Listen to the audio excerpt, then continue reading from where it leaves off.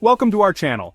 Today we're diving into some of the most absurd actions in history that will leave you scratching your head. From wars waged against birds to economic bubbles fueled by flowers, history is filled with events so ridiculous, you'll wonder if they actually happened. So buckle up because we're about to embark on a journey through time to explore 10 historical events that prove truth is often stranger than fiction.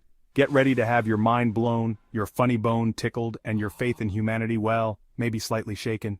Picture this, it's 1932, the Great Depression is in full swing and Australia is facing a formidable foe, the emu. These large, flightless birds were wreaking havoc on farmers' crops, and the Australian government had had enough. Their solution? Declare war. After World War I, Australia had a surplus of veteran soldiers and machine guns. So naturally, they decided to deploy this military might against a bunch of birds. Emus, it turns out, are incredibly adept at dodging bullets. The press had a field day mocking the emu war and the government's inability to defeat a bunch of birds. In the end, the Australian military retreated, defeated by the feathered enemy. Fast forward a few centuries and we find ourselves in Strasbourg, 1518. The plague was a constant threat in those days, but this time, it wasn't the bubonic plague that terrorized the city, it was the dancing plague. It all started with a woman named Frau Trophea, who suddenly and inexplicably began dancing in the street. She danced for days, and soon, others joined her. Within a month, the number had swelled to 400. People collapsed from exhaustion, suffered heart attacks, and some even died. Theories abound about the cause, from mass hysteria to ergot poisoning, a fungus that can cause hallucinations. From dancing plagues, we move on to economic bubbles, and not just any bubble, but tulip mania. The time when the world, or at least the Netherlands, went bonkers for tulips. It all started innocently enough in the 17th century. Tulips, newly introduced to Europe from Turkey, were exotic, beautiful, and a symbol of wealth and status. People began paying exorbitant prices for rare bulbs, and soon, tulip trading became a national pastime. Prices soared to astronomical heights. A single tulip bulb could fetch the price of a house, a carriage, even an entire brewery.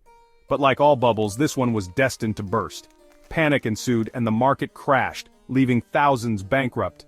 Tulip mania stands as a cautionary tale about the dangers of speculation and the irrationality of crowds. Let's take a coffee break, shall we? Imagine the rich aroma of freshly brewed coffee filling the air, inviting you to take that first delightful sip.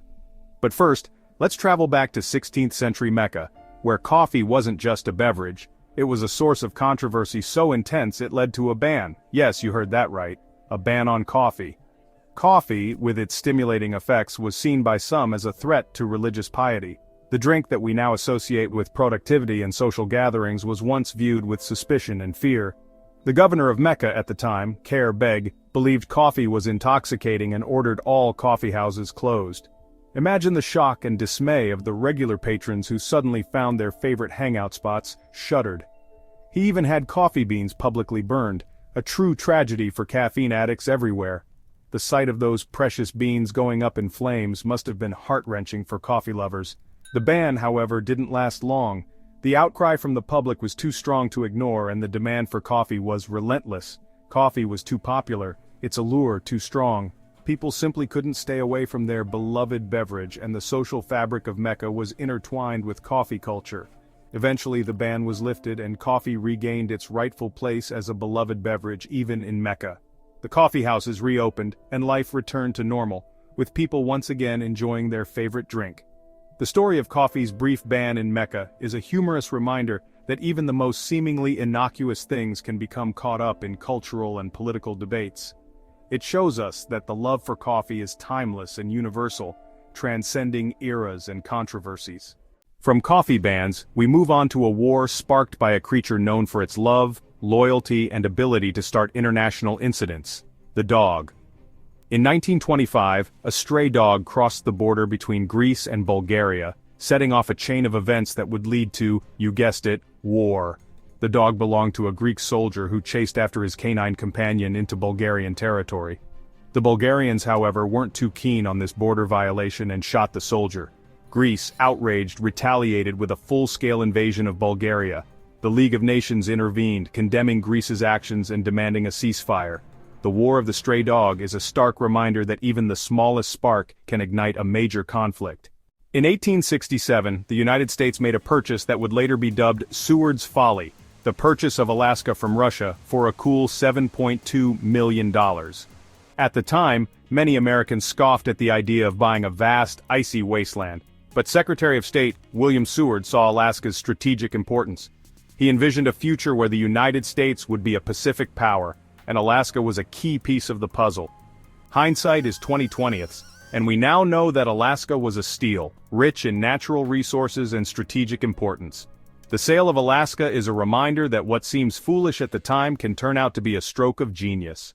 From a Cold War to a pig war, our next absurd historical event takes us to the San Juan Islands, a disputed territory between the United States and Great Britain in the mid-19th century.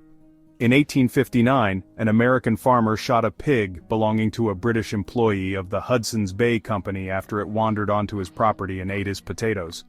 What began as a dispute over a pig escalated rapidly. Both sides called for reinforcements, and soon, hundreds of soldiers were facing off, ready to fight over a dead pig. Fortunately, cooler heads prevailed. The two countries agreed to a joint military occupation of the islands while they negotiated a settlement. The pig war ended without a single shot fired, though the pig remained very much deceased. Hold your noses, everyone, because we're about to dive into one of the smelliest chapters in history, the Great Stink of 1858. Imagine London, the heart of the British Empire, in the throes of a sweltering summer. The sun blazed down relentlessly, making the air thick and heavy. Now imagine the River Thames, flowing through the city, filled not with water but with raw sewage, industrial waste, and who knows what else. The river had become a toxic soup, a breeding ground for disease and filth. The stench was unbearable, a putrid miasma that permeated every corner of the city. It was so bad that people had to cover their noses with handkerchiefs soaked in vinegar just to walk the streets. People fainted in the streets, Parliament had to be abandoned, and Queen Victoria herself reportedly cut short a river trip because the smell was so overwhelming. The situation was dire, and something had to be done.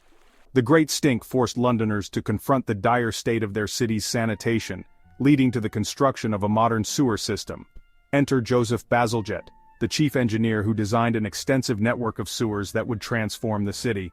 It's a pungent reminder that sometimes it takes a crisis of epic proportions, even a smelly one, to bring about necessary change. The Great Stink of 1858 was a turning point, leading to significant improvements in public health and urban living conditions. From the smelly, bustling streets of London where the air was thick with the scent of industry and the chatter of merchants, we travel to the opulent and glittering court of King Louis XVI and Marie Antoinette, a world of unimaginable luxury and grandeur, where a scandal involving a diamond necklace, mistaken identities, and a web of deceit would tarnish the reputation of the French monarchy and shake the very foundations of the royal court.